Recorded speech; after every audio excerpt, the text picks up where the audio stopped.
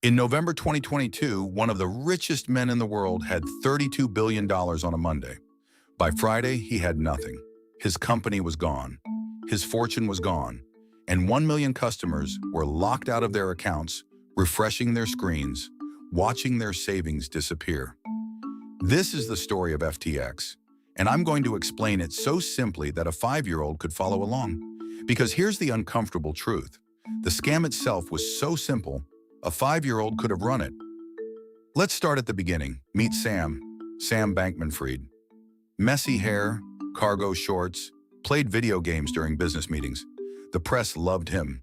They called him the J.P. Morgan of crypto, the boy genius, the most generous billionaire alive. Sam's story starts in 2017. He's 25 years old, working at a trading firm, when he notices something weird. Bitcoin costs one price in America and a higher price in Japan. Same coin, two prices. So Sam does the obvious thing. Buy Bitcoin here, sell it there, pocket the difference. It's like buying a candy bar for $1 at one store and selling it for $1.20 at the store across the street 10,000 times a day. He starts a trading company to do exactly that. He calls it Alameda Research. Remember that name.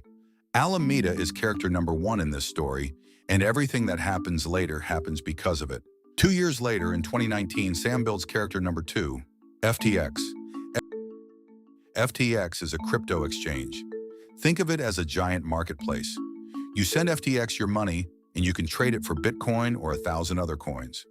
FTX takes a tiny fee on every trade, like a mall landlord collecting rent from every store. And here's the thing. As a business idea, FTX was genuinely good. Millions of people wanted to trade crypto. FTX made trading easy. The fees rolled in. So now Sam owns 2 companies. A marketplace, FTX, where customers keep their money, and a trading firm, Alameda, that gambles with its own money. Ask yourself one question as we go.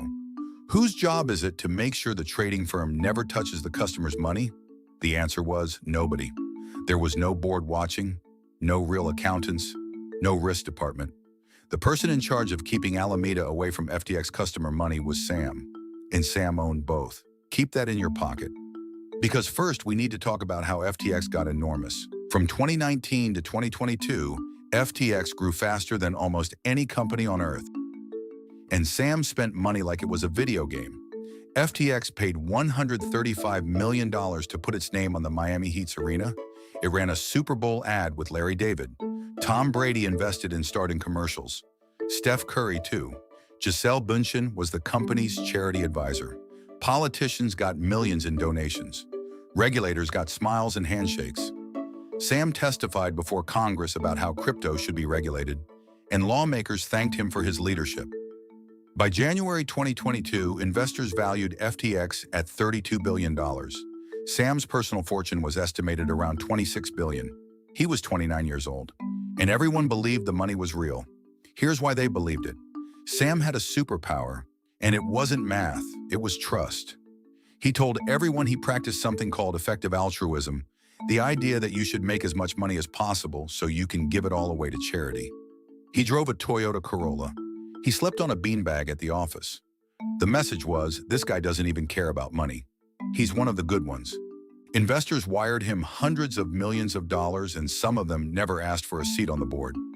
One of the biggest venture capital firms in the world published an article celebrating that Sam played video games during their pitch meeting. Nobody checked the books. Asking for proof felt rude. Now, let's open the books they never checked. Remember Alameda, the trading firm? By 2021, Alameda was making big, risky bets on crypto, and a lot of those bets were losing. Alameda needed money, billions of dollars of it. And banks don't lend billions to a crypto gambling operation with no audited books. But Sam had access to a pile of money nobody was watching, the customer deposits sitting inside FTX. Here's the piggy bank version of what happened. Imagine you give your money to a bank teller to hold. The teller's brother is a gambler. Every night, the teller slips your money out of the vault, hands it to his brother, and the brother bets it at the casino. As long as the brother keeps winning, or at least keeps the losses quiet, you never notice. Your account statement still shows your balance. The number on your screen looks fine. That number was a lie. The money wasn't there. FTX had built a secret backdoor into its own software. Alameda had a special exemption, buried in the code, that let it borrow essentially unlimited amounts of customer money without triggering any alarms. Customers thought their deposits were sitting safely in the vault. Instead, roughly $8 billion of it had been funneled to Alameda, where it was gambled on crypto bets, spent on Bahamas real estate, celebrity sponsorships, political donations, and venture investments. $8 billion. That's about 8,000 piles of $1 million each. Gone from the vault, while every customer's screen said everything was fine. And it worked. For years it worked. Because a scheme like this has only one rule. Everyone can't ask for their money back at the same time. In November 2022, everyone asked for their money back at the same time. Here's how the dominoes fell. On November 2nd, a crypto news site called CoinDesk published a leaked document.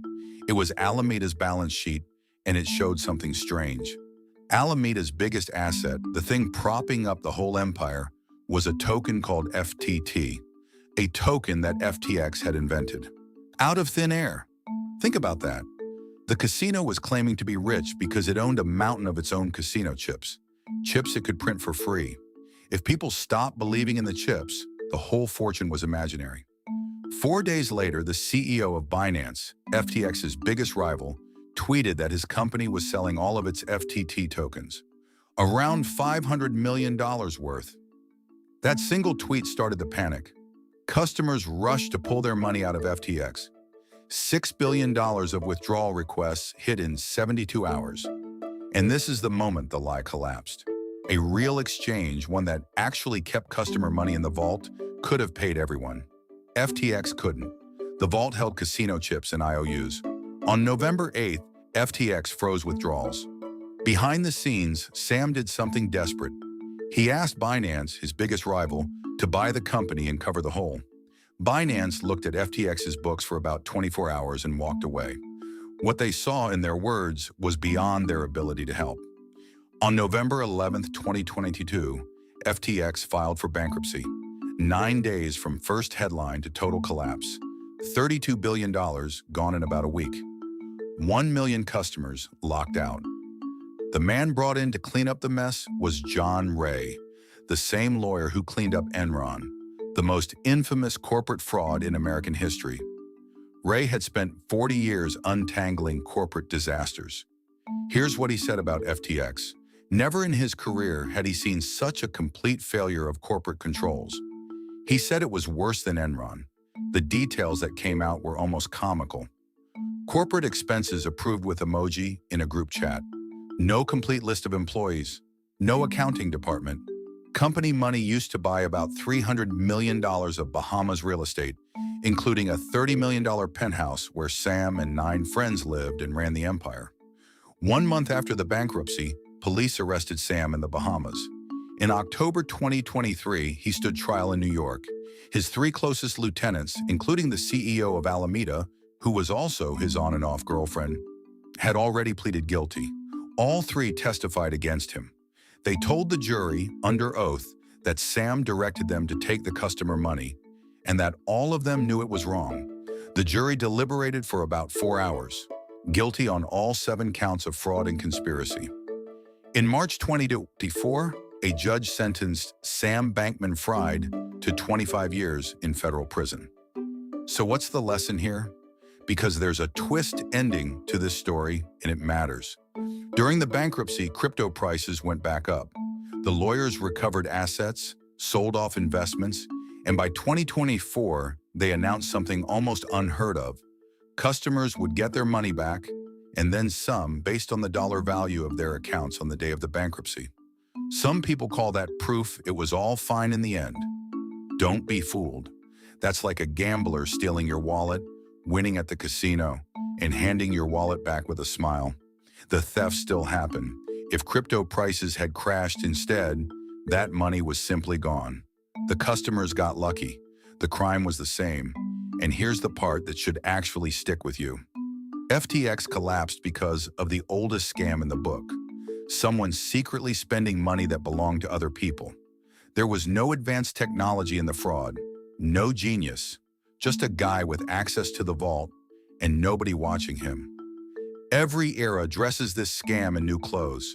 In the 1920s, it wore a suit and called itself Charles Ponzi. In 2008, it wore a Wall Street badge. In 2022, it wore cargo shorts and a messy haircut and told you it was saving the world. The costume changes, the scam never does. And the tell is always the same. When someone says, "Trust me," and there's no one checking, that's exactly when you shouldn't. If you want more stories like this, drawn badly on purpose, explained simply on purpose, subscribe. Next time, the man who convinced Wall Street he could never lose for 40 years straight.